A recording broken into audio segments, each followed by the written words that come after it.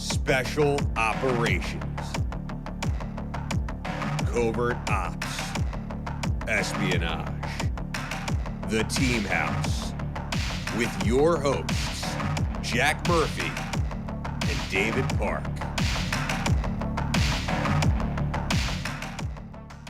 Hey everybody, welcome to episode 318 of The Team House. I'm Dave Park with Jack Murphy, and tonight we're happy to welcome Andrew Bragg. Andrew with the 82nd Airborne, actually with the 173rd and then the 82nd, or are they both? Yeah, that's correct. Yeah, Okay. I did a deployment with both. All right, great. And we will get to some very, very harrowing tales right after Jack thanks one of our sponsors for tonight. So I want to tell you guys about Mando. They make a whole body deodorant that's safe to use anywhere on your body. It's created by a doctor who saw firsthand how normal BO is being misdiagnosed and mistreated. It's clinically proven to block odor all day and control odor for up to 72 hours. Mando deodorant product has options. There's a solid stick deodorant and a spray deodorant. All products are baking soda free and paraben free. Choose from a variety of fresh scents like bourbon leather, clover woods, Mount Fuji, or Pro Sport. Clinically proven to control odor better than a shower with soap alone. 12 hours after a shower, the average man's Grundle odor level was 5 out of 10. With Mando, the average Grundle odor is 0 out of 10. And Jack and I have tested this personally. There's a sniff test. No, I have been using the deodorant and the body wash also. It's good. Mando's starter pack is perfect for new customers. It comes with a solid stick deodorant, cream tube deodorant, 2 free products of your choice like mini body wash and deodorant wipes, and free shipping. As a special offer for listeners, new customers get 5% off a starter pack with our exclusive code that equates to over 40% of your starter pack. Use code TEAMHOUSE at shopmando.com. That is shopmando.com. Please support our show and tell them we sent you. Smell fresher, stay drier, and boost your confidence from head to toe with Mando. That's like the new Ranger Creed. Anyway, Andrew, thank you very much. One of the things I failed to mention is your book, The Devil's Playground, that talks about one of your deployments, the one in the Arghandab Valley. But let's start from the beginning. Tell us your origin story. How did you grow up, and what led you to the military? All right. Alton in Ohio, Hilliard, just west of Columbus, and just corn and soybeans. I was a country boy, and I really just loved military movies. I watched Black Hawk Down and Saving Private Ryan, and just like any young lad would do, and that's what really kind of sparked my interest. But I remember when 9/11 happened, I was in the 8th grade. I was in art class, and my teacher turned on the TV, and I watched the second plane crash into the tower, and it really kind of solidified my wanting to serve my country. And I knew that's what I was going to do ever since that day. So once I graduated high school, I enlisted into the Army, and that's where it all began. So, God, it's like I feel so old when I hear somebody who was in the 8th grade when 9/11 happened. So, how old were you, or what year was it? I imagine you were 18, but what year was it when you enlisted? So I enlisted in June of 2006. Okay. All right. And so you went in infantry? Yep, I was an 11 X-ray contract, so I had the RIP, Airborne and RIP, made it through Airborne, went through RIP, made it all the way through Coal Range. The day we were supposed to buy our TAM berets, they pulled 5 of us aside and was like, "You guys didn't pass your history test, you're out." So we got recycled. Yeah, we got recycled, and I didn't want to go to Coal Range again. Yeah. So I chose to go worldwide. That, and it was like right around Christmas time, and I was just tired of being in training. Yeah. I wanted to actually do what I set out to do in the military. So I decided to go worldwide, and I got orders to go to the 173rd in Italy. Very nice. Out of Vicenza, right? Yep. Yeah. Yeah. And how was that for you? That was all right. I didn't spend a lot of time in Italy, Yeah. unfortunately, because that was the 15-month deployment time frame that the Army was sending out guys for 15 months instead of the usual 12 months. So I got to Italy, immediately went to Hohensfeld, Germany, to do kind of like their version of JRTC out in Europe, to kind of like certify us for deployment. Got back from that, and then went on pre-deployment leave, and then deployed to Afghanistan shortly after that for 15 months. Wow. Wow. So none of the glamour of being stationed in Italy. Yeah, no, I didn't get I did get to travel a little bit, but not as much as most would like. Yeah. So you, where did you guys end up in Afghanistan when you got there? So with the 173rd, we were in Paktika province. That's eastern Afghanistan. It's right along the Pakistan border.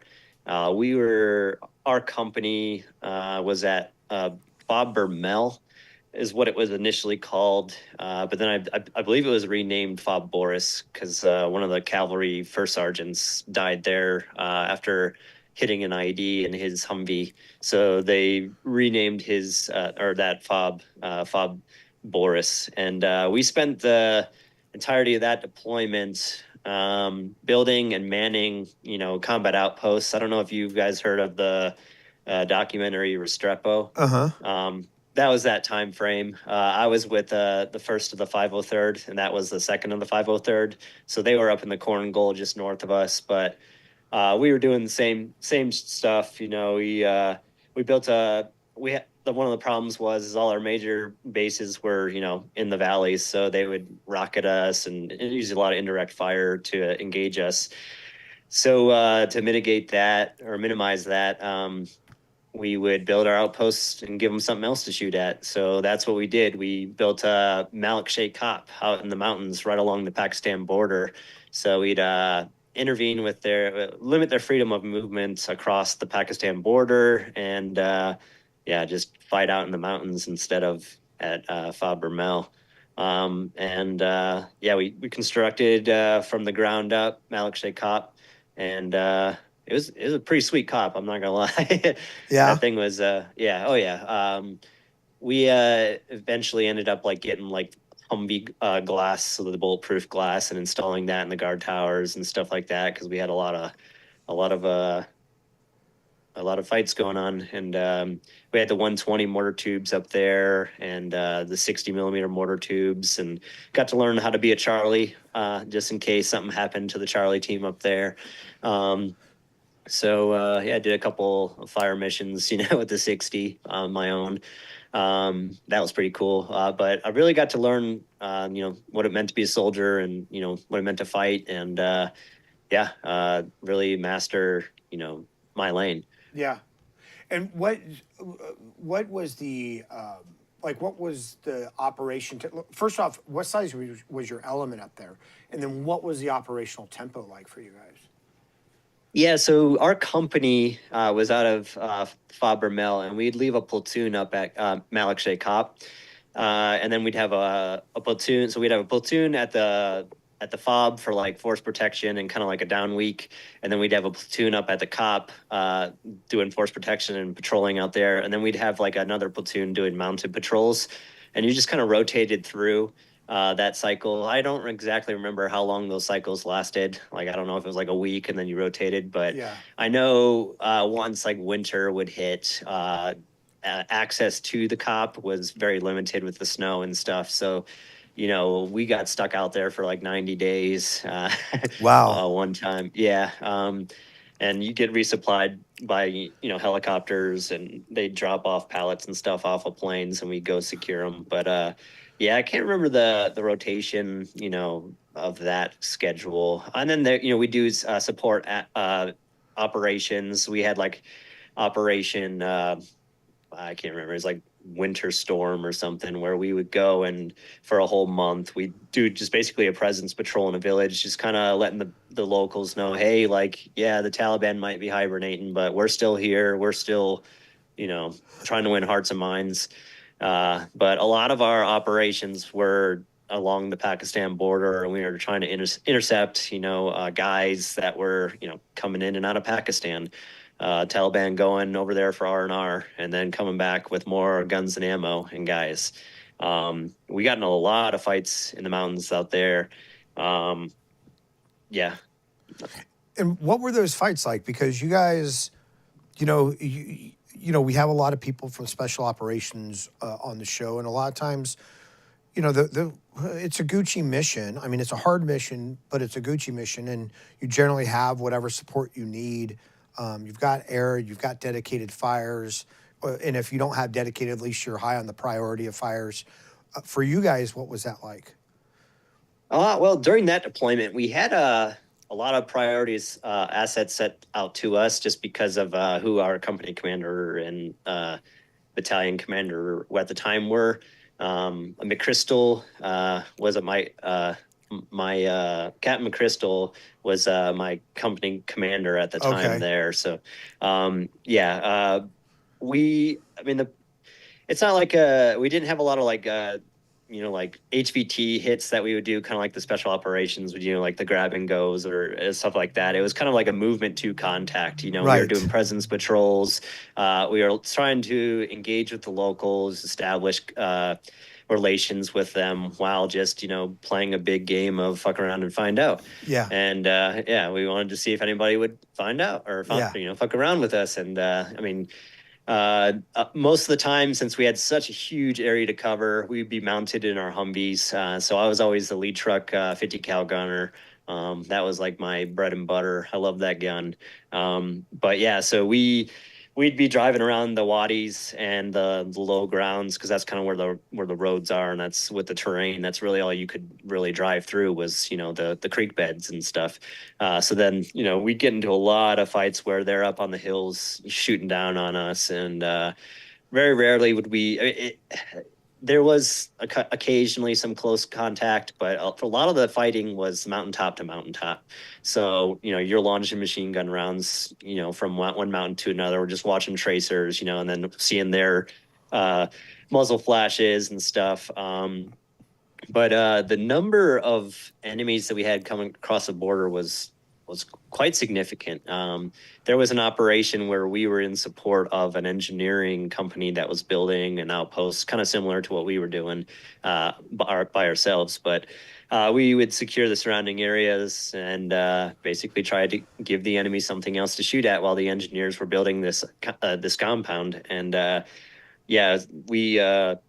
when we were exfilling from that operation, our company came into a 150-man ambush, and the kill zone was over a kilometer long.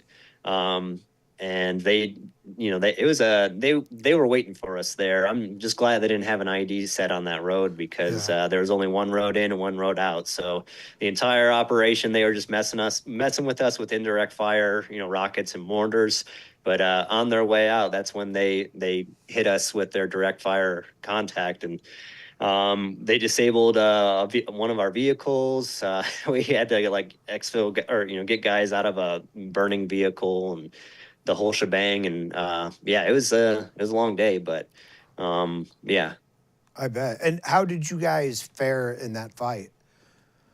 That's the crazy part about that deployment is we had casualties, but we didn't have any KIA. Yeah. Everybody made it out of there.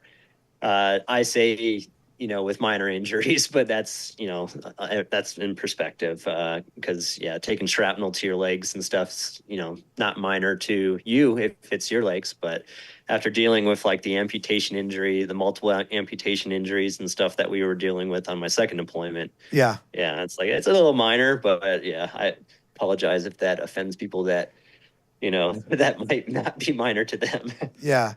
Yeah. So are there any major stories or any high points or low points of that deployment that you want to talk about? There was one day where we were out on a mounted patrol close to the border, and truck 2, I was truck 1 always, so truck 2, they got high centered on something, I don't know, they got stuck. So myself, our truck, and the dismounts in our truck, we pushed to the nearest hilltop to kind of provide overwatch while the rest of the platoon was like unfucking truck 2. And so as soon as we crested this hill, the dismounts in my truck got out, and as soon as their doors closed, that's when the enemy on the other hilltop started opening up. So it was myself on the 50 cal, our saw gunner, and then my squad leader were the only ones, that were able to engage this element. And that day sticks out to me because, man, I could like just. I don't know if you've ever had a chance to use the 50 cal machine gun, but when you have a 300 round starter belt on that sucker and you go through it cyclic, it's always a good day. Yeah. And yeah, it just no one got hurt that day. Thankfully, the rest of the platoon was able to get the truck 2 unstuck and assist us, and we had the mortar team in the 3rd truck. So once they got to us, they were able to assist, and we were able to fight off that force. But for a minute, I had to lay waste by myself so that my dismounts could get back to the truck. So that I hold that day special in my memories. Yeah, I'm at full mast just listening. Yeah, to me too. Yeah, I mean, it's funny. Did they have a Dushka on their side, or was it like smaller arms like AKs and maybe PKs that they like? Yeah, they had a lot of PKMs, RPKs. They were shooting RPGs at us, but thank God there wasn't any Dishkas there that day. Otherwise, I might have met my match. But no, it's funny when you guys are hiding behind trees and then you shoot the trees over. And Yeah, then they're like, "Oh." that's what I was gonna say. I like to imagine their shock and awe when they open up and all of a sudden a 50 opens up in response, and it's like, oops, oopsie. Yeah, I don't think they were ready for that one. Yeah, yeah, yeah. I love hearing stuff like that. So so how long was that? You said that deployment was 16 months or 18 months? No, that was a 15-month deployment. 15 months. Yeah. And then how did that wind down for you? Like I said, I mean, we had a lot of fighting. So once we were done with that 15-month, it felt pretty good to, take off the cape and go back home. But we got pretty lucky. We didn't take any KIAs. Our FOB mates, like I said, the Cav unit that was with us, they lost their first sergeant. But our company, we didn't take any KIAs. Lion is a company. I lost a couple of guys, and I'm sorry. I apologize. I can't remember if any of the other companies had KIAs, but I do remember that our company was pretty fortunate, and we didn't have any KIAs. So after that experience and getting back home with all your buddies, it was kind of like, all right, like, let's celebrate. But for myself, I got orders to go to Fort Bragg shortly after we got back. So usually the unit, once you get back, you go home on leave, and then you start back up on your train cycle. And for us, it was doing EIB courses. So because I had orders to go to Bragg, they wouldn't let me go through the EIB course. So I just had to kind of hang out and just You're wait. still going wait to until the infantry. Right. Yeah, exactly. It's so weird. It's so weird. Well, the funniest part is like the 50 cal lane. Like I knew so much about the 50 cal. Like I could disassemble that thing better than most of the armorers could. Like I was breaking down that thing like the bolt and taking out the firing pin and everything.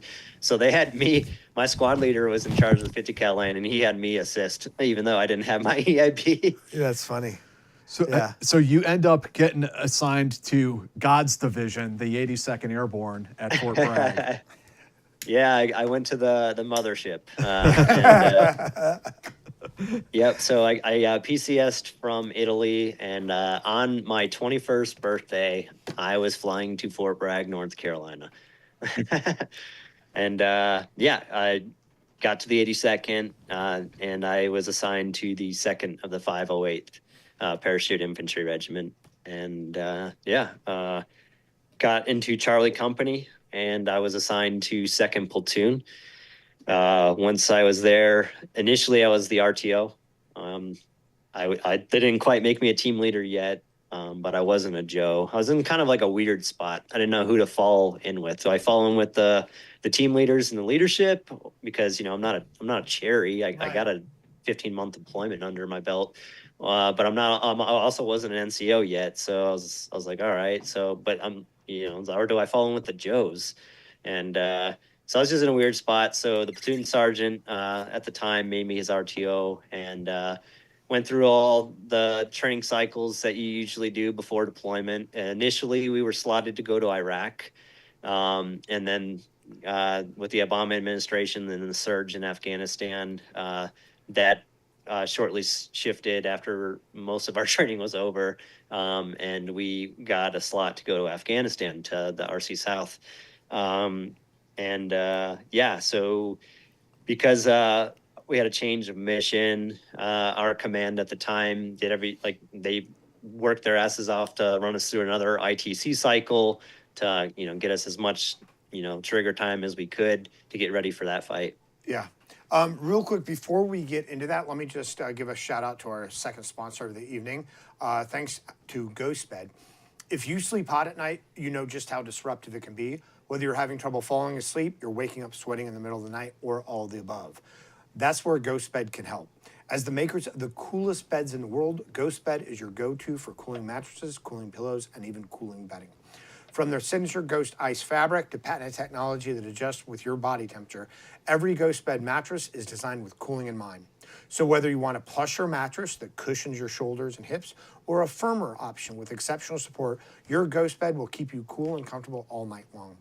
When you purchase a GhostBed mattress, your comfort is guaranteed. You can try out your mattress for a 101 nights risk-free and make sure it's the right fit for you. Plus, they offer free shipping and most items ship within 24 hours. If you're not sure which GhostBed is for you, check out their mattress quiz. You'll answer a few questions and get your personalized recommendation, or reach out to their friendly team of sleep experts for all the help you need. Even better, Team House listeners can get 50% off site-wide for a limited time.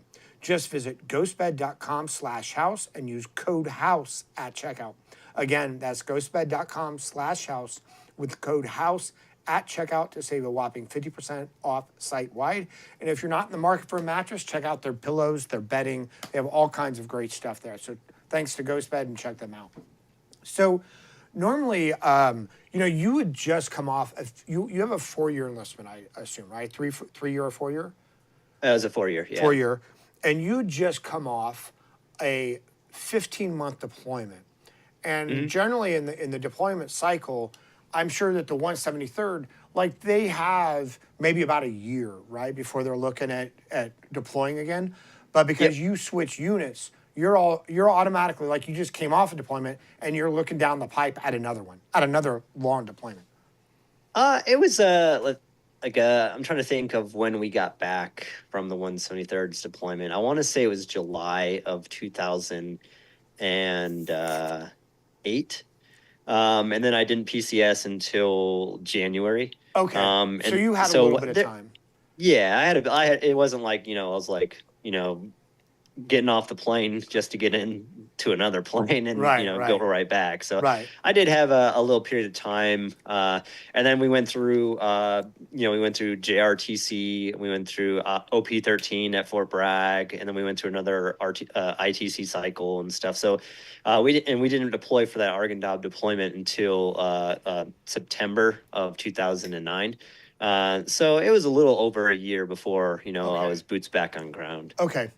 So can you tell us, because you said that, they were the 82nd was planning on doing this trip to Iraq, but then it got switched to Afghanistan, so they were running you through the cycle again.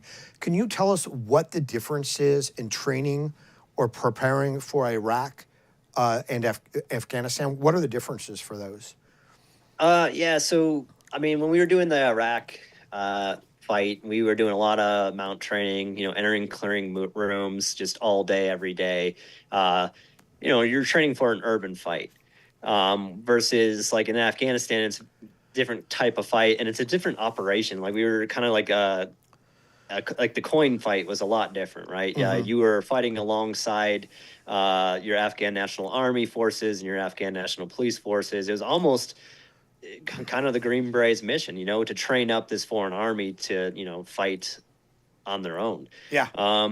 So when we were started to do like the ITC cycle going towards Afghanistan and like what we were going to do there's a lot of more like we did mock villages where we would interact with villagers, kind of conduct shuras and talk to like people that the OP4 people that pretended to be villagers and stuff, and then we would get engaged by enemies on the way to kind of simulate ambushes and stuff like that. But it was a lot more movements to contact stuff and kind of patrolling as opposed to just kicking indoors and, really focusing on that aspect. Yeah.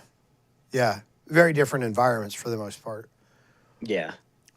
So, so how does that your second trip now to Afghanistan? How does that start off? Yeah. So initially, when we get there, our battalion didn't really have an AO of its own. We kind of were scattered all throughout RC South. And our platoon, second platoon of Charlie Company, we got assigned to a Canadian task force in Panway District. And we were just kind of the Canadians bitches, and we would go out with them and conduct like anti-IED operations. We do presence patrols in the area. We go out on our own quite a bit. We found out very quickly where we could go get into a fight. There was Chowgar and 3 Tank Hill. Those were the two places where we could always go, and we knew we were going to get into a fight. The enemy just liked to, shoot at us there. But for the most part, those fights in the Panway District were pretty one-sided, and we gotten lucky up to that point.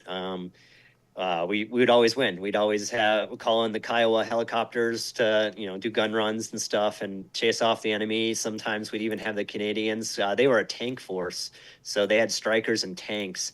So you'd be dismounted and in a firefight in like a grape orchard, and you call for a QRF, and then you'd hear a huge explosion. And both sides would stop shooting, and then you'd see this Canadian tank bust through a wall, and you're like, "Oh, okay, they're on our side." Yeah. So it was pretty cool.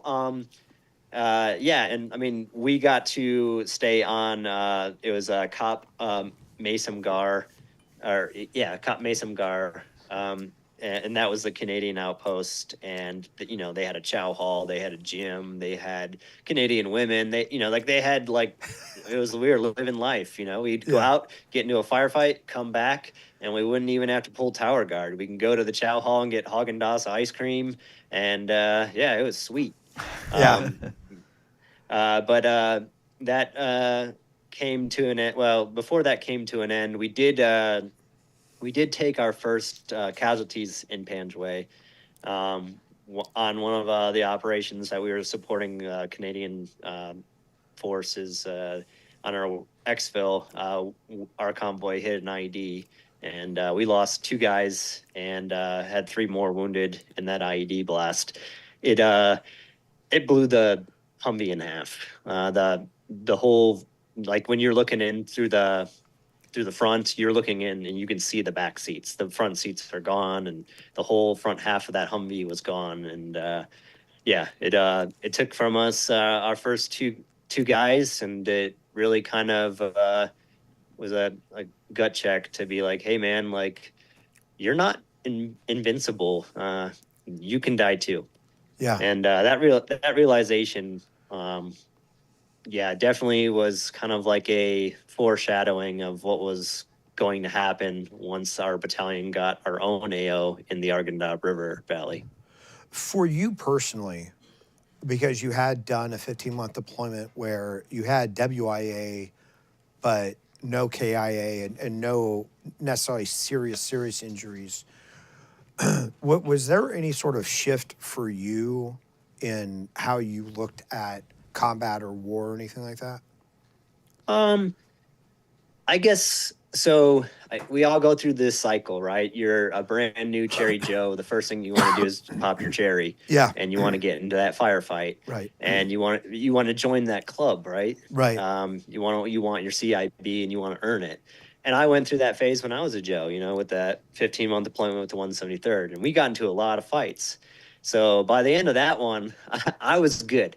I would have been happy if I didn't even fire my rifle that second deployment. Right. But seeing the new Joes and their eagerness to get into a fight, it's kind of I don't know how you put it, but you see a little bit of yourself in that, right? And you're like, man, Absolutely. like you don't know what you're getting into. Yeah. Like it's like be careful what you wish for type thing.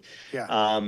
So we did end up, taking those first KIAs, and I mean that was it definitely hit me. It definitely hit me hard.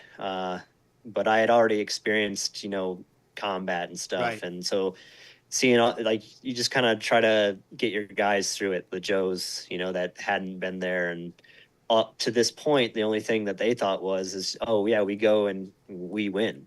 Right. So, yeah, that was the first time where we experienced like, oh no, we can lose. Right. And yeah. Yeah.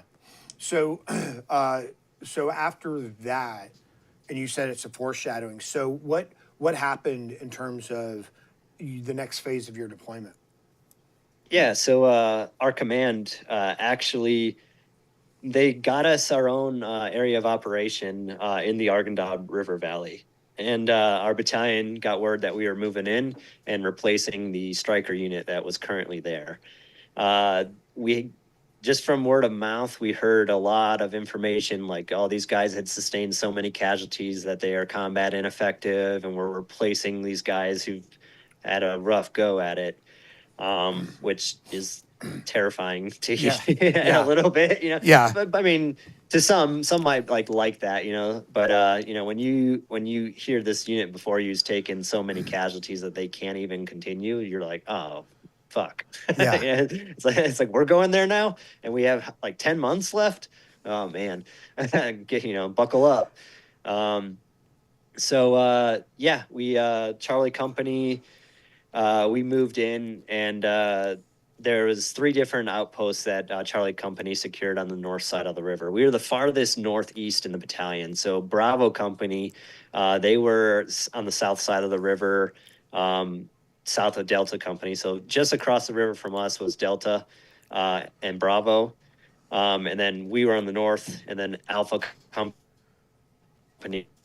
west side.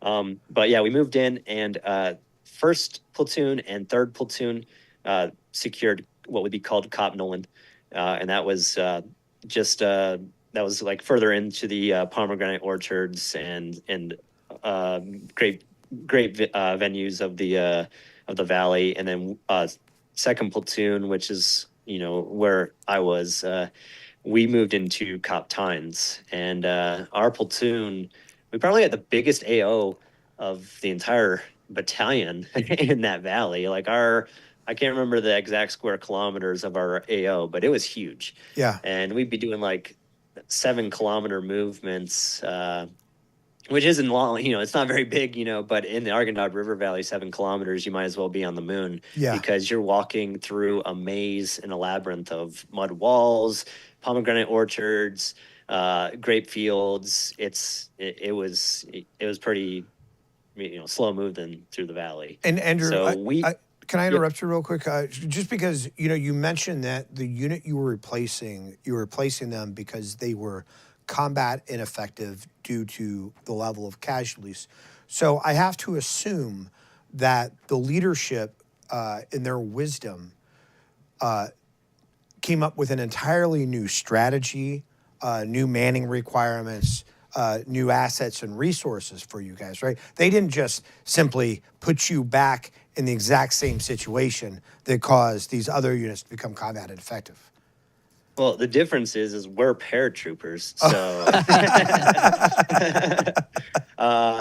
I can't speak to what the command decision making was. You know, that's one thing is my book's kind of written from the lower enlisted point of view. Sure. So the decision making that went into that, I'm not sure of. But from my point of view, yeah, we just kind of took over and had to learn and do what they were doing.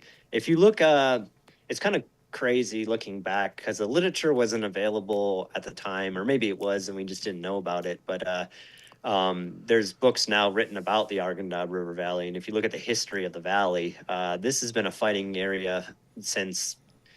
Don't quote me on this, but like Alexander the Great. Yeah. And it's got history of the Mujahideen, like origin stories, like with Muhammad Omar. I think one of his wives was from the Arghandab River Valley. And they fought against the Russians in the valley. And if you read the book, I think it's like Over the Mountain. I can't remember the exact name, but the Mujahideen commander in that book speaks of how they fought the Russians in the Arghandab, and they would just litter the area with anti-personnel mines, and they'd set up their ambushes, and they would wait until it was basically their version of wait until you can see the white of their eyes before you shoot. They said they'd wait until they knew they weren't going to miss so that they could kill them all. And the Russians had two major offensives, and they lost both of them. They lost a whole, I don't know what the size element was, but it was bad. But you look at the names of the villages that they were fighting in this book, and they talk about, ambushing Russian soldiers out of Jelawar. And Jelawar was just right next door to us. And they would medevac their wounded to the village of Babur. And it's like we fought in the village of Babur almost every day. So it was really spooky looking back and being like, we just repeated history. History doesn't repeat itself, but it does rhyme. Yeah. And just be it just kind of it gives you the shivers. Like, oh man, I know exactly where they're talking about in this book. But yeah, so when we moved in, it was December, and it was the winter time. So the valley itself was kind of hibernating. All the grapevines and the pomegranate orchards and stuff were all the leaves were gone.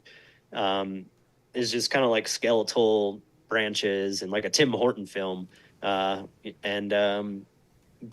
allowed us to kind of really see the valley. We could see for hundreds of yards and stuff, which was kind of a blessing in disguise because we got to learn the terrain, and we had the freedom of movement at the time because the fighters weren't in the area. I'm sure you guys know that Afghanistan, they're seasonal fighters. They don't like to fight in the cold.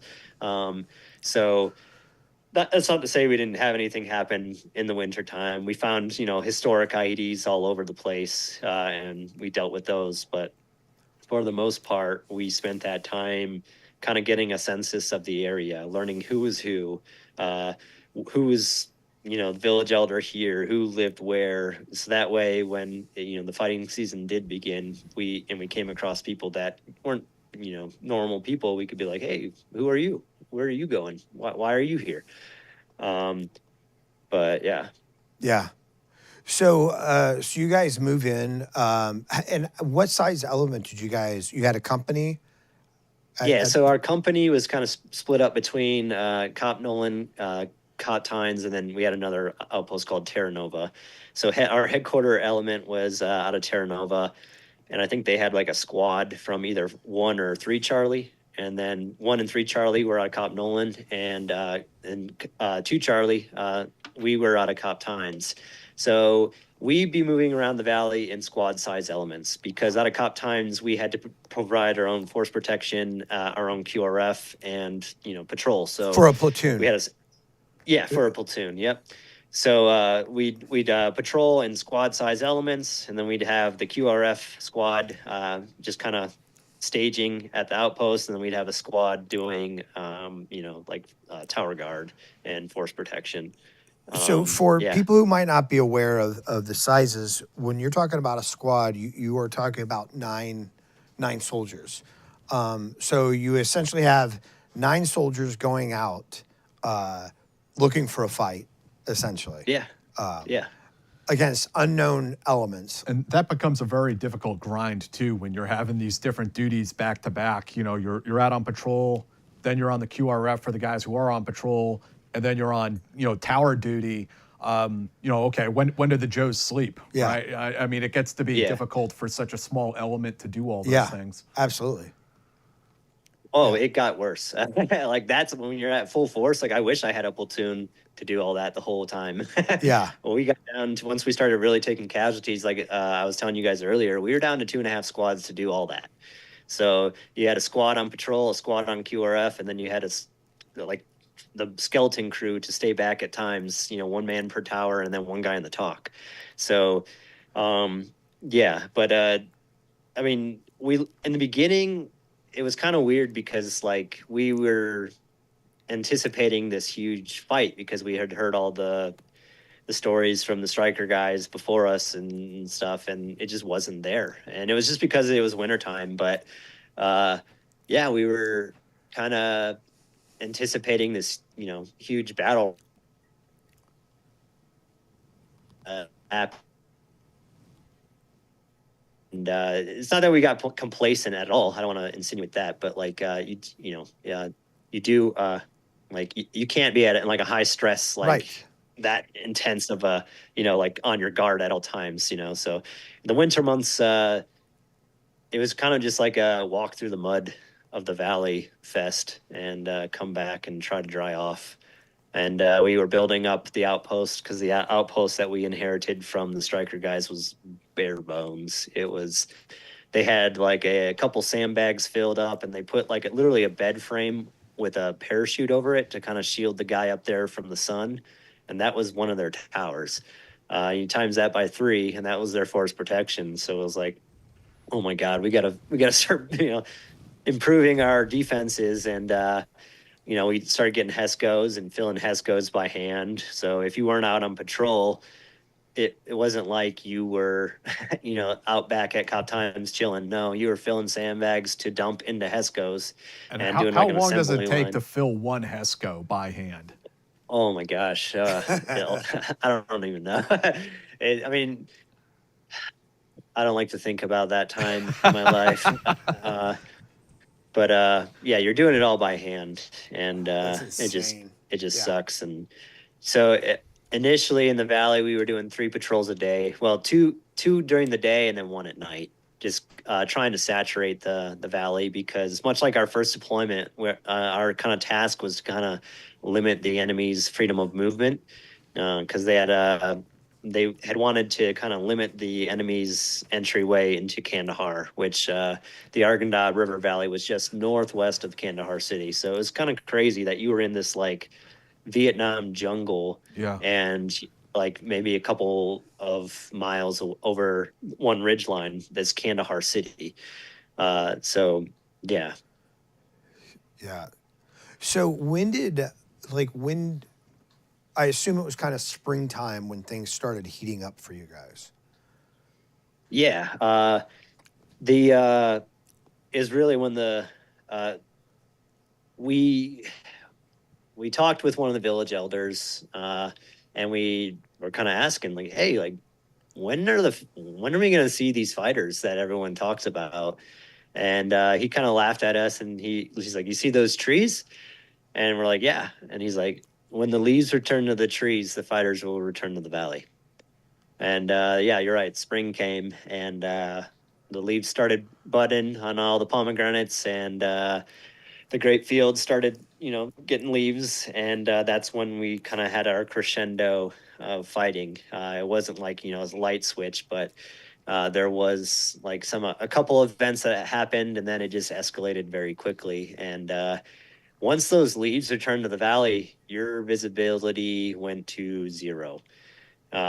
We joke and say it was like Vietnam, but that's really what we compare it to, is like the amount of vegetation, and like you couldn't see more than 50 feet in areas because of all the trees and all the leaves and the grapes and the mud walls. And so when we started seeing contact, initially it was just a small group of guys that would, send pop shots our way, and they were kind of watching and seeing how we would react, how Yeah. we would, conduct battle drill 1 Alpha and, flank and Right. maneuver on them. And they would collect their data and they would learn. And that's when they would start to be like, okay, so we're going to put IEDs in here and we're going to put IEDs in here. And there's going to be an IED on our flanks so that when we ambush them and they try to maneuver, they basically were baiting us into IEDs. Yeah. So their tactics started to become less of pop shots and more of, let's set up L-shaped ambushes, on an IED. And they would wait, and they'd either wait for us to set off the IED, and then they'd pop over the walls and engage us with PKM machine guns from less than 50 feet away. Or if we were by chance walked over an IED and didn't set it off, they would pop over the walls and try to create some sort of panic and in hopes that we would step on the IEDs. Right. And the IEDs in the valley really evolved. Initially, they were all just kind of pressure plate IEDs.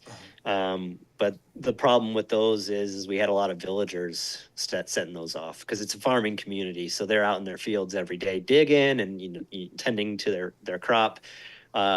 So they'd walk down the path and walk through a gateway, and they'd step on an IED and blow themselves up. So there initially there's a lot of villager or like local casualties. But that's when they kind of started to evolve and fix their problem of like, okay, like how do we prevent that?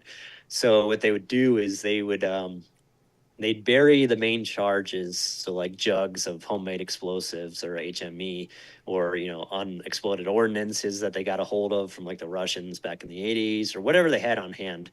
They'd bury the main charges, and then they would wrap that in deck cord, and then the deck cord would lead up to like the surface, and that's how they'd have like their initiation device, which whether it be like a toe popper IED or a pressure plate or we ran into tripwires, but the initiation device is what they could actually like disarm. So say we were at Cop Tines, they'd take the tripwires down, they'd take away the toe popper, they'd take off the pressure plates off the deck cord, and so then once we left the outpost, they were always watching. So, okay, which way are they heading? They're heading east. All right, all those guys set up your IEDs. So they'd put up the tripwires, they'd put up the pressure plates, they'd put in the toe poppers, and bury them, and then wait.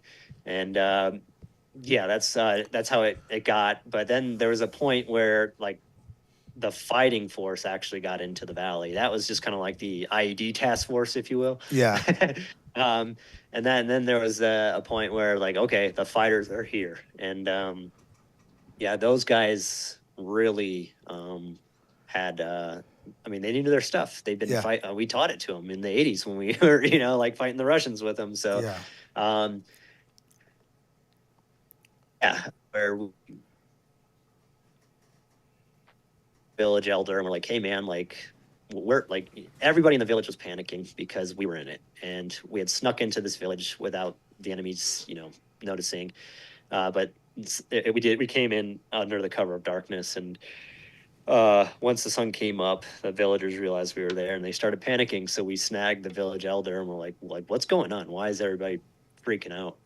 And this was the first time like a village elder actually told us the truth. He just pointed to the south, and he's like, look, they have a bomb on every bridge and every path down there, and they have their ambushes set. They're waiting for you. You can go down there and fight them, or you can go home. I don't care. Just get out of my village.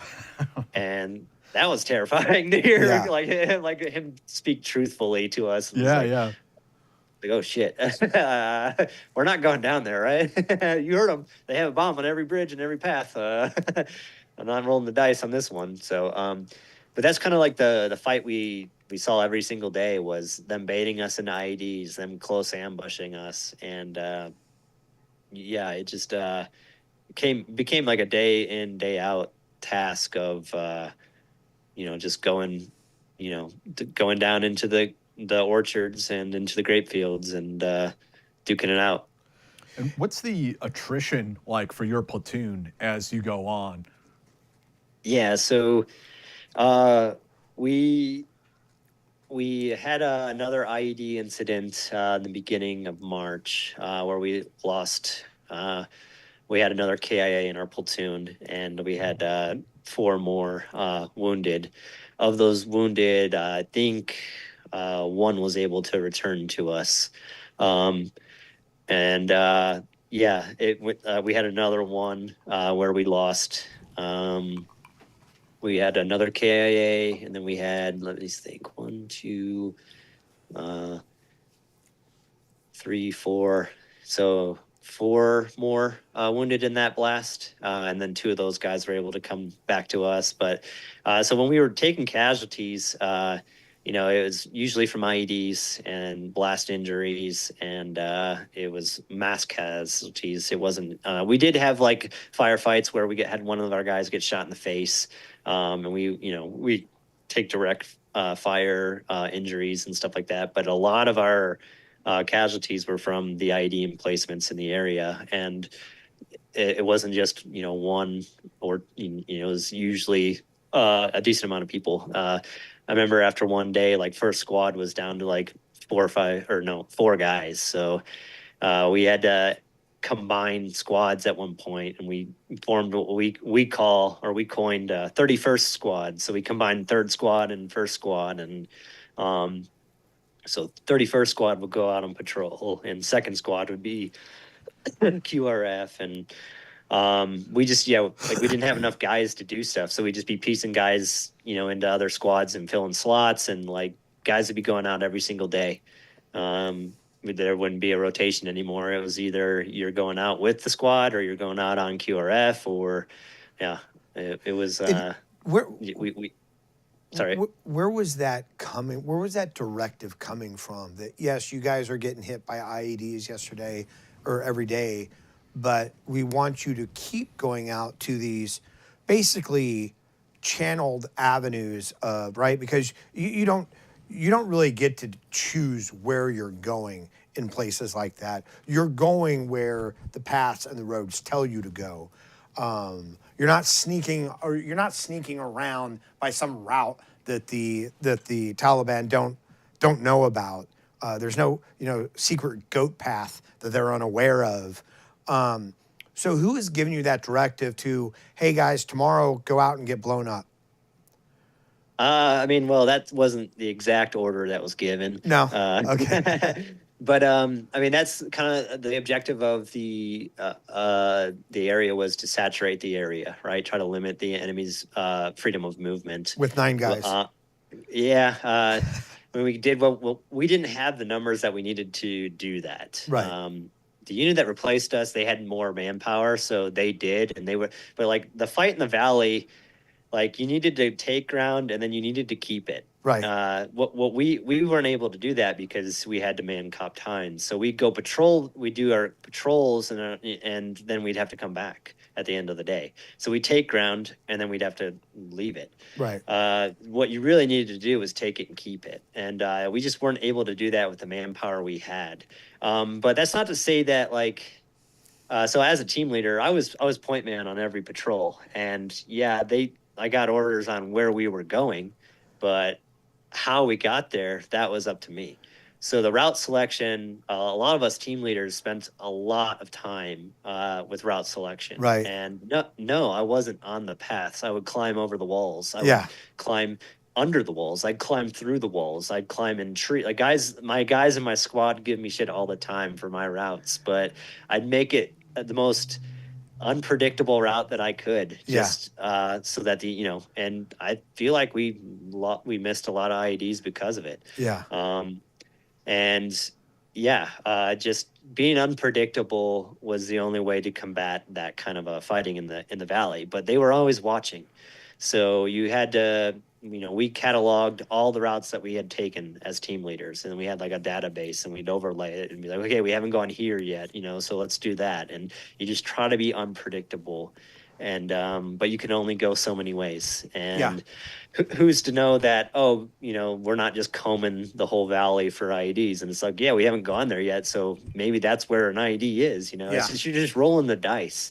But as a point man, my main objective is just to be unpredictable. And it's like, oh, like, here's a path that looks like, obviously, like, I want to take it, I'm not going to take it. Or, oh, I'm going to walk in the canal. Or, oh, I'm going to walk in this like shit drainage ditch. I take like areas of approach that didn't look convenient. Yeah. And my guys gave me shit for it, but that's Yeah.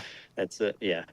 So yeah, we did. I mean, our TTPs evolved like that as the fighting evolved, and and they learned from us, and their IEDs evolved, so they just became less and less pressure plates, and that's when like I came across a tripwire, and that day was crazy for me because I literally was one step away from setting off a tripwire IED, and that would Was have that taken out. like how would you describe that IED? I mean, was it like I visualize in my mind, like fishing line attached to the pin of a hand grenade or something? I mean, what was it?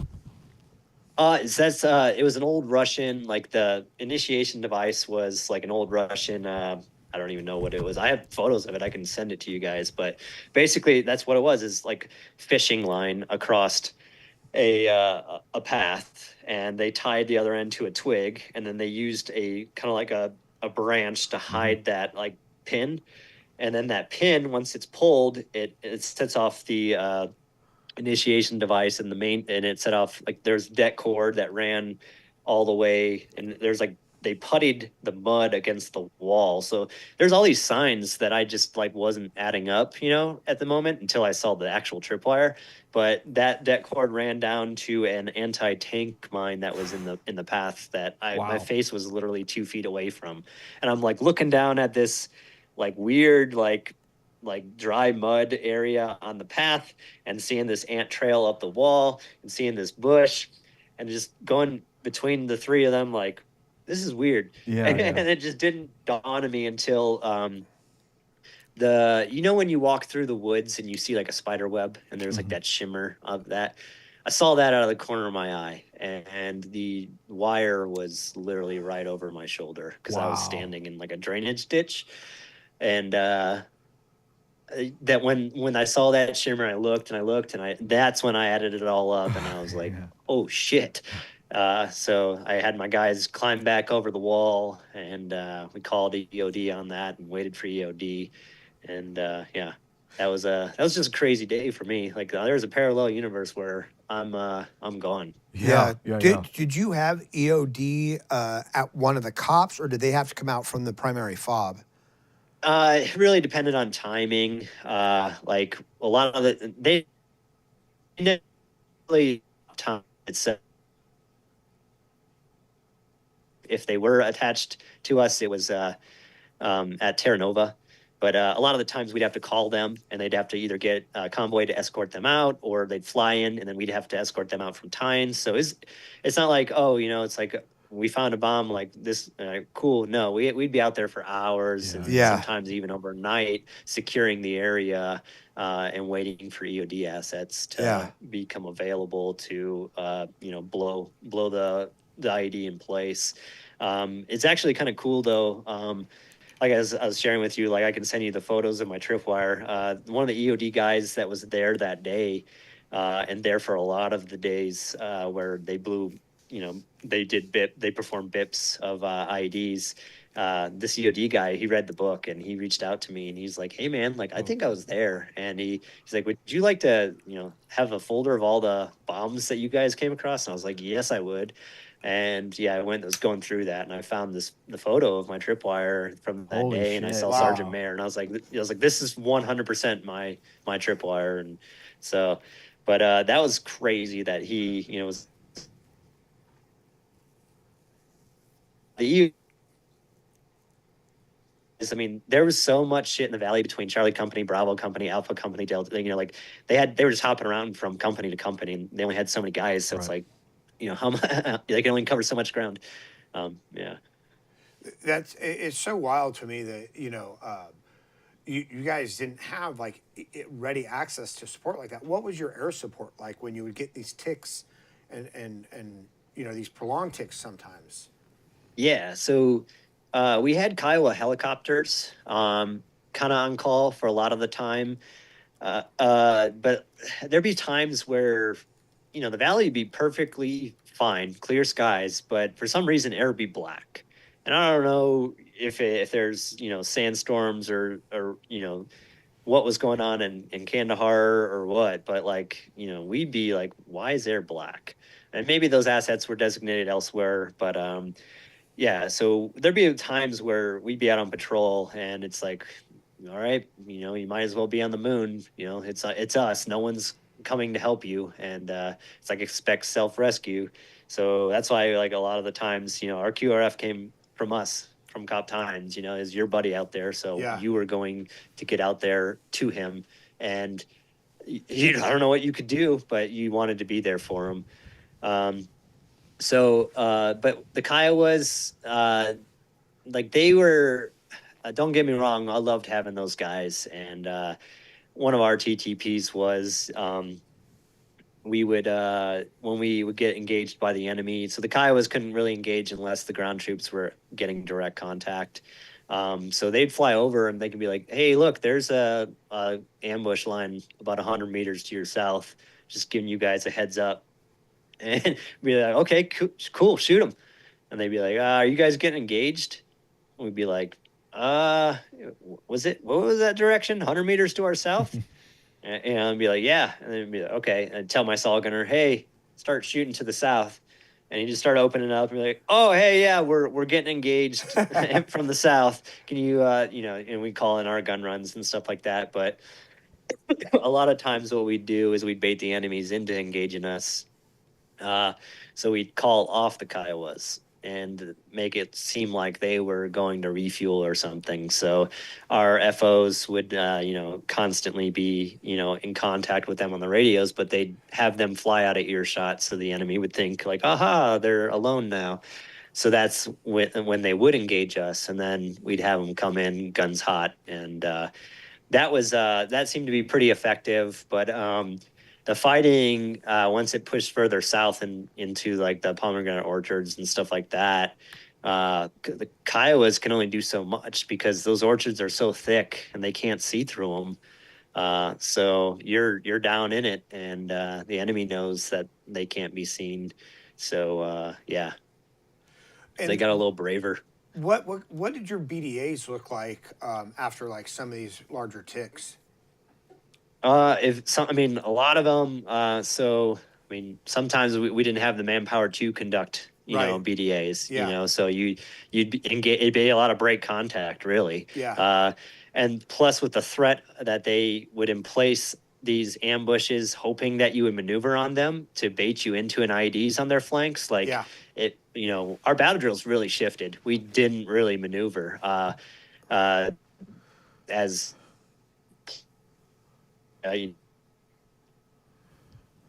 a base, a line of fire, call in Kiowas if you could.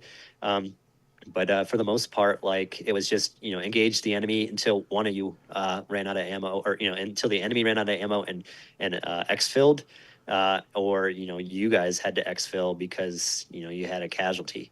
But the old battle So- drills of either assaulting through or flanking, because of the IED threat, the way they had in place their IED threat, you guys kind of put a pause on those.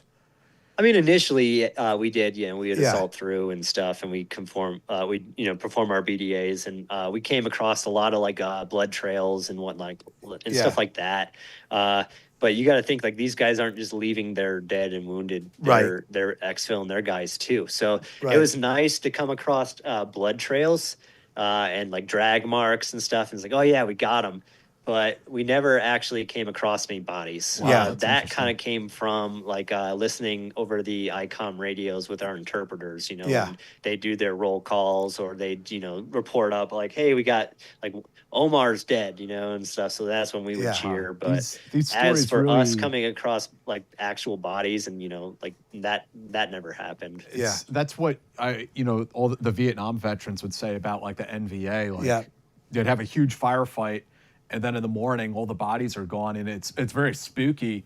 And so it's just amazing to me to listen to this and hear, like, when you compare it to Vietnam, I understand where you're coming from. Yeah. Yeah, and I don't want to I feel like I'm doing like a disrespect to the Vietnam veterans, but I'm like, man, No. like it was There's it parallels. was like Vietnam. Like Yeah. you'd be, I mean, I ran into a tripwire. Come on, man. Like, Yeah. it's like and it's these close ambushes. Like you're already outnumbered, and you hit IEDs, and like I said, it's not that we didn't maneuver. We just had to be very careful about maneuvering. Sure, I get it. because You had to be like, it's like, okay, why did they ambush us here?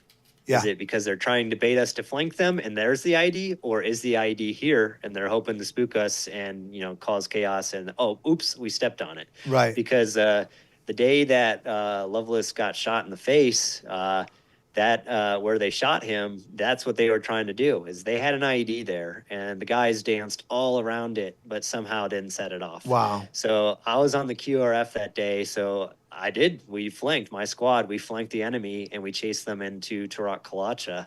And that's when, we came across the blood trails and drag marks. And you're like, oh, heck yeah, we got a couple, it looks like. But yeah, so we got surrounded in the village of Tarat Kalacha. And this firefight ended up being like an 11-hour firefight for the guys at third squad and maybe like a 9-hour firefight for my squad. But when we entered into Tarat Kalacha, we found a lot of HME material and just bomb making material, ammo, stuff like that. So we had to call in EOD to blow it in place. And because we weren't taking all that crap back with us, it was just way too much. So we found one of their stashes and they didn't like that. And they surrounded us and fought us throughout the whole day. And the element that was escorting EOD out to us, they hit an IED exactly where where Lovelace got shot in the face. Yeah. So they hit the IED that was intended for us. And so it's just, you're just rolling the dice, like, what do you want to do? Do you want to flank and possibly hit an IED there? Right.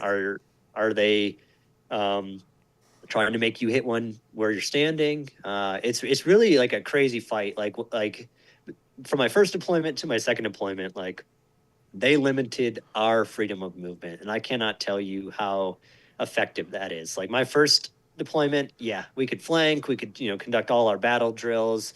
You weren't afraid to go anywhere. But the second deployment, it's like you were afraid to take every step and you had to try not to get shot while doing it. Yeah. So it's just it's kind of a crazy fight. It really is. And, it's interesting because CQB changed a lot during the war because of how the enemy adapted to it and, and how they would barricade rooms or hide and things like that. And I think this is the first time that I've heard how much ground operations, regular Army battle drills had to adapt to the evolving situation because of how they were, adapting to U.S. tactics. Well, it's just like even the way we moved adapted, right? We no longer went through. We no longer moved in wedges. The standard squad movement is fire team wedges. That is asking for a bad day when you're walking through a minefield, right? Right. We filed everywhere. Right. That way, hopefully, the man up front was the one who's stepping on it. And you're not combing a minefield with a wedge. Everybody's walking on the same footsteps, and so that type of movement's not the best for firefights, right? Because once you get into a firefight, you got to get online and everything like that. But like when you're dealing with counter-IED, measures, like that's the best way, is to get behind the guy in front of you and walk in his footsteps, which is it's what we had to do. Ranger file everywhere, and we utilized the canals as best we could because we figured they couldn't put an IED in the water, so it's like if you were in the water, like you were kind of safe. You just had to stay away from the banks because they'd started putting in homemade claymores and stuff like that. But they'd fill coffee cans with like nuts and bolts and stuff and make directional charges. And and is basically their version of a claymore.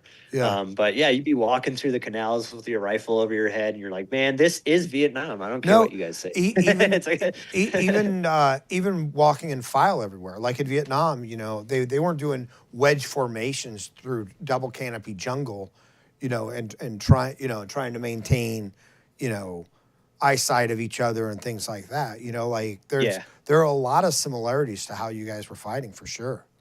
yeah. And I mean, we even like so Vietnam vets call Vietnam Nam. We call the Arghandab the Dab.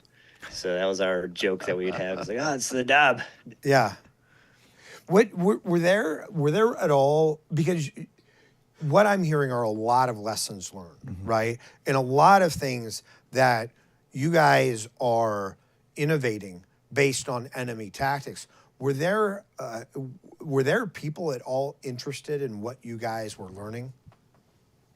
Um, well, you do your AARs for every major like event that happens, and like every patrol was a major event for us. So we were doing a lot of like documenting what happened and what we did and stuff like that. I don't know who is interested in that. Right. Like I don't know, like are you referring to any like I'm organization? talking about particular? anybody outside of your direct, your company chain of command.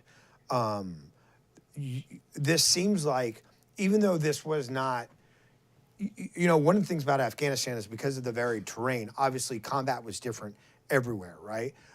Yeah. But you guys are learning or relearning very specific lessons of a type of warfare. I hope somebody out there is like writing this up as a case study, Exactly. that people can learn Exactly. from in the future. Yeah, Y- because yeah, there was so this was my last deployment before I ETS'd.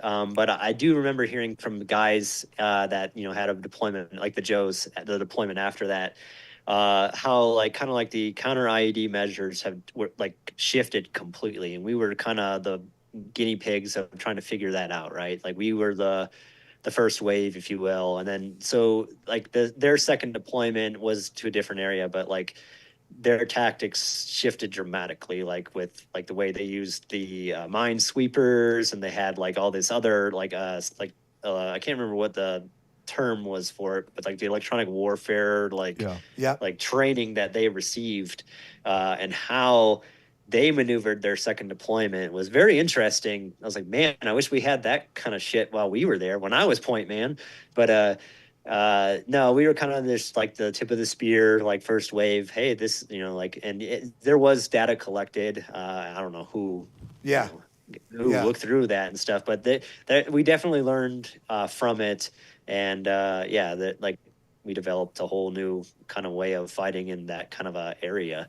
And Afghanistan's so crazy because it's like there's so many different regions. The Yeah. Arghandab River Valley, that river valley was like a jungle, but the Paktika province was mountainous. It's like Colorado, and then you Yeah. got Helmand, which is like Tatooine, or like some desert. It's like Right. so it's like there's so many different types of ways to fight out there. But the IEDs were what was the most important, or I guess what most sought after. Like what types of IEDs were you encountering? Right.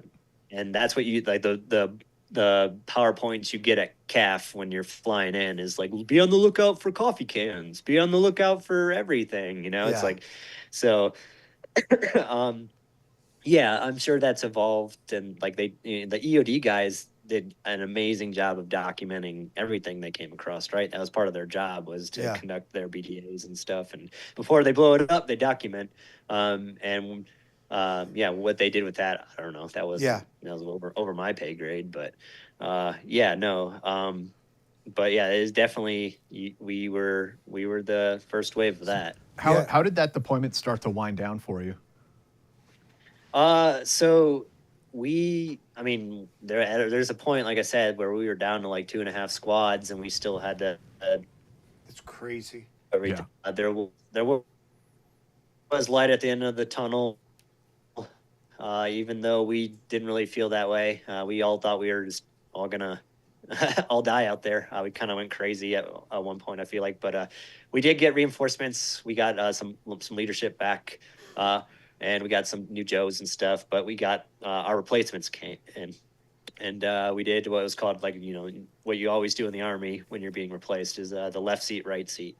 Right. And so we were replaced by a artillery battery. We were not replaced by infantry, which blew our minds. We were like, are you kidding me? Like, oh my God. So they took a battery from the 101st, and they replaced us at Kapteins. And we did everything we could to kind of get them ready for the fight that they were able to, or that they were, going to inherit. But um, it's also the end of our fight, right? So you got to weigh, like, what, do you risk losing another guy to give these guys the best chance you can? And we did. We ended up, losing another guy Shit. during our left seat, right seat. But it really opened up the eyes of the 101st guys, and, showed them the fight they were about to inherit. And they actually, they're writing a book of their own right now, and Cool. it'll be out in June. So there'll be a sequel to our book, kind of. Cool. If you're interested in And you hearing said their story. your book dovetails with Yeski's book, that it's the same battalion. Yeah, so William Yeski, his book, Damn the Valley, he was in Bravo Company, and he tells the story of Bravo Company during that same time. So the 2009, Interesting. 2010 deployment to the Arghandab River Valley. Very cool. So his book talks about his platoon, and like I said, they were on the south side of the Arghandab River.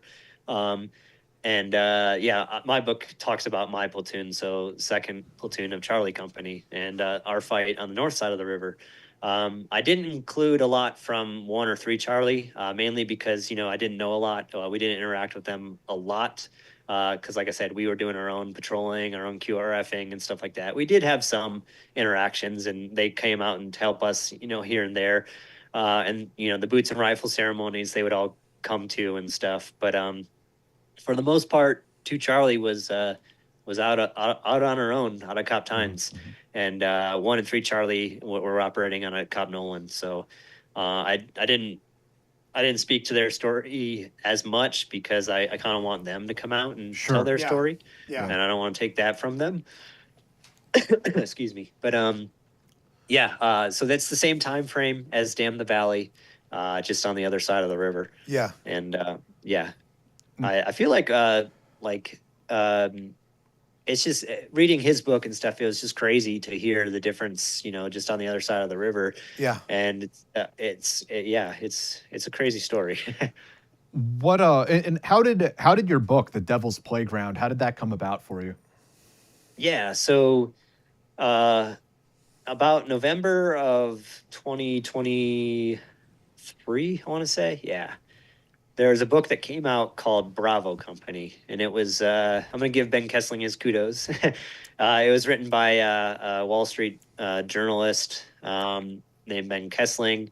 He was doing like a I think he was doing an article about Operation Resiliency with the Independence Fund, and he met the guys at Bravo Company and decided to write a book. So when that book came out, it kind of lit a fire under a lot of our asses. Because the story was out, right? Like a lot of guys have been struggling with the Arghandab River Valley for over 12 years. We all, our own ways after that deployment. Some guys, went to special operations. Some guys, like myself, ETS. The company got mixed around, but I equate it to, like, we ran away from the valley like, cockroaches in the light.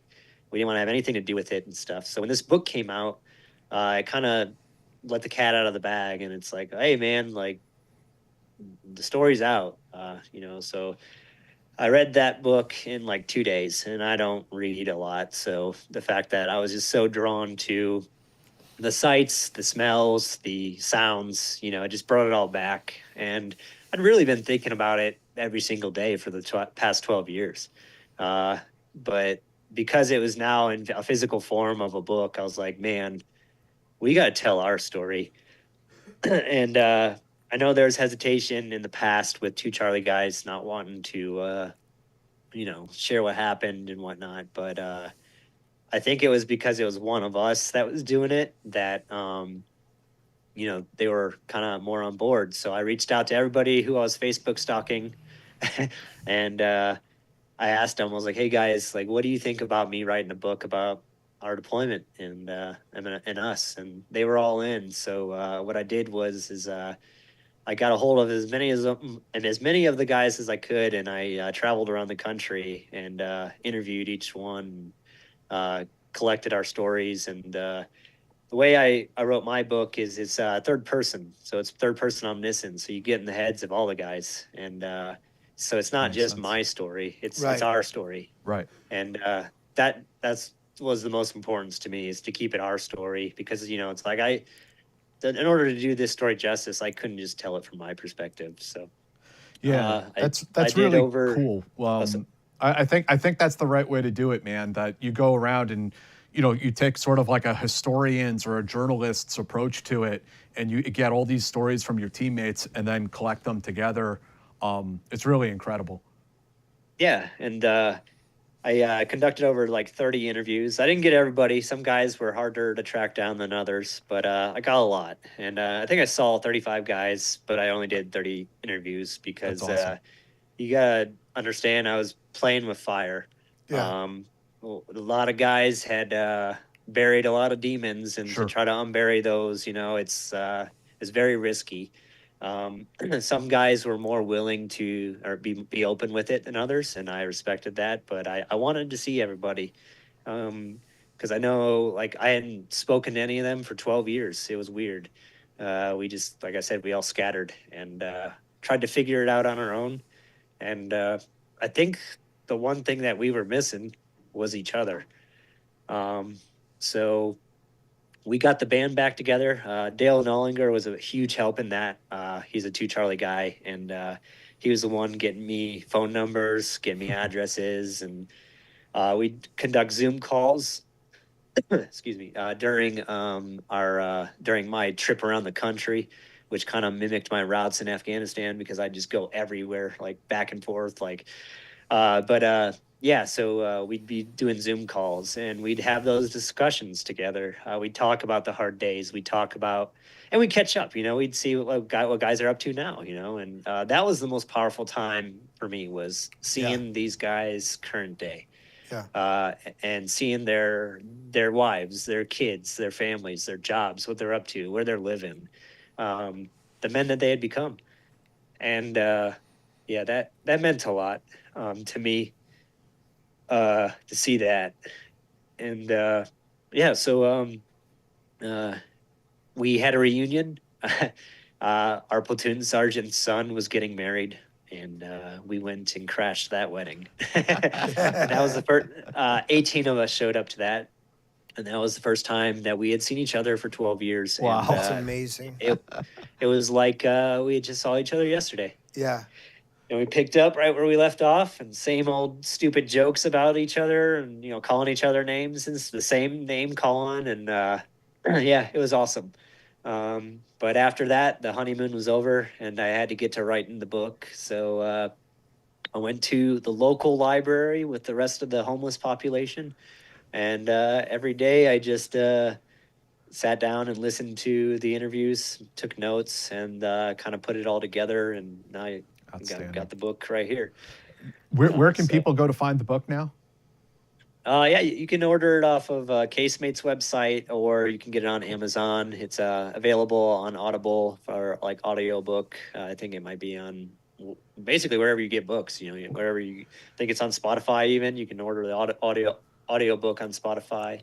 I got a Facebook page for the book. It's the Devil's Playground book, and then we got an Instagram at the Devil's Playground book.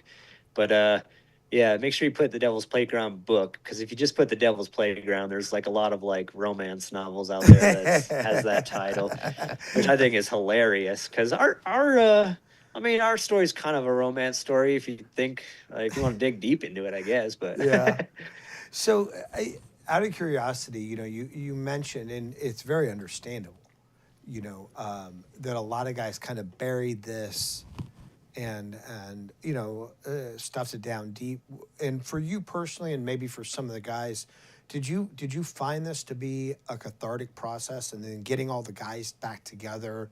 Because I think that there's a thing where a lot of guys like divorce themselves completely from the community, from the service, from everything when they're trying to create a new life and move on with things.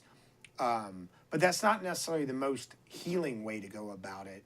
So for you, for the other guys, did you find this whole process to be? Was there any kind of catharsis in it for you? Yeah. So, I mean, I can only speak for myself, but I mean, I guess I can speak to some of the guys. They've come out forward and, like thanked me, thanked Dale for just getting the band back together because Yeah. that's what we were missing. Yeah. There wasn't a day that went by that we hadn't thought about the Valley. I hadn't thought about one of those guys or what, Right. like not just the bad times, but just, I'd see a tree and it would remind me of a tree in the Shewins or something, something stupid like that, like it had taken a hold of so much of my life that I didn't even realize it. And, you keep moving to stay alive. If you're stagnant, you're dead. So that's the kind of the philosophy that I had is like, oh, I just got to keep moving. Just got to keep moving, go to school, become this, do this, get your degree, do that, it'll go away. Yeah. But it never did. Um, and yeah, I think this was so much more than a book, and to me, it never really was about a book. Yeah, I told the guys I wanted to tell our story, but it was really about getting the band back together. Yeah. And so much healing has gone on over the last 2 years of this whole process, and it's going to continue to go on because we're continuing to do reunions. We had this last November. We're planning our next one. We had a reunion at Fort Bragg a couple weeks ago. That was pretty cool. But initially, yeah, our first get together, there's a lot of talks about firefights. There's a lot of talks about remember this, remember this, remember this. That's our origin story. Sure. We're always going to have that, and we're never going to be able to get rid of that. But the more we do these reunions, the more memories we have that aren't linked to just the Valley. And the most recent one, we were talking about the wedding, or we were talking about the Colorado reunion, and we the questions kind of shift from talking about firefights and asking about this stuff to, hey, how are the kids? Yeah. It's like, because like collectively you got some closure on it. Yeah. Yeah. So I mean, by no means am I a therapist, and I don't know what the heck Right. we're doing, but we're doing something. And But you're building new history too, right? Like you're building like now, so that will always be your history. But now with each reunion and each get together, there's new history to revel in and uncover and talk about. Yeah, exactly. Like I said, we'll always have our origin story. Like we're bonded through trauma. Right. There's no getting away from that. But hopefully, as time progresses and we have more of a bank of memories together, we'll recall and we'll recall less and less of the bad ones, and we'll talk about more and more of the good ones. And I feel like we're on that path. I mean, we're on a path. I don't know which one we're on, but I can speak for myself that like I think I got a part of me back. Yes. That I didn't have, and it feels good. Yeah. We got questions for Andrew. Let me check. No, everybody loved it. Yeah, no. Okay. Yeah. I've been one thing I'd like to say is like with the book coming out and other groups of veterans reading it, especially like Arghandab veterans, because there's been guys from the unit we replaced that reached out to me. There's I told you the 101st, their book is coming out in June. Joseph Fontenot, he's the author. He was one of the 101st guys. It's called, I believe, The Sons of the Arghandab. Okay. The big guns in the Devil's Playground. So these stories are coming out, and it's like a snowball effect. Yeah, and yeah. I'm not saying you guys have to go out and write a book, but get the band back together. Yes. Talk with your guys, and there are organizations that do that. But really, what it's going to come down to is team leaders, squad leaders reaching out to your Joes and being like, "Hey, what are you up to? how you been? You know, Yeah. let's get, you know, let's do this. And it's really awesome to see different units starting to do that. Guys reaching out to me and being like, "Hey, man, I was with this unit. You know, you replaced us. We're getting together in November. We're going to start talking about maybe telling our story." And the guys after us having reunions, and I've been reached out by a lot of people. And if this snowball effect is what is necessary to get, you know, the healing started with a lot of veterans, you know, struggling, then Yes. that's the coolest thing I've ever done. That's awesome. It's incredible. I mean, honestly, there should be an Arghandab association for all the guys that were there, because it is one of those areas, like it's like a Ramadi or a Fallujah or what. It's a unique experience within the GWAT that really only the guys that were there are gonna get. Yeah. You know. Yeah. Yeah. And like I said, I really appreciate you guys letting us, you know, giving us a platform to kind of share our stories, because like a lot of the stories out there are all Green Berets and, you know, Navy SEALs. Oh yeah, man. That's Send that 101st guy our way when his book comes out. and Yes. we'll have him on the show. We- even though he's a leg, we'll still have him on the show. Aerosol. No, but we want to tell more of these stories, and there are people out there. I'll put you in touch with Matt Tardio, I think, who also wants to tell more of these stories. These are stories that need to be told, and unfortunately, you know, in the market, you know, in the market, it's, you know, the Delta or SEAL or Green Beret that's going to get the views, but